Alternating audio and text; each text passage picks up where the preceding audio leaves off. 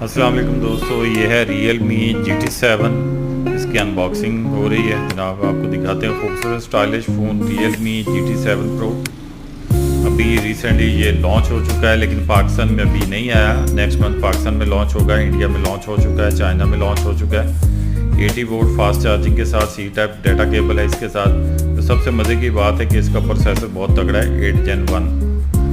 ठीक है, अभी इसकी आपको लुक दिखाते हैं। लुक में आपको जो इसका कलर है वो हम दिखाने लगे, महरून कलर। बेहतरीन stylish phone Realme GT7 Pro।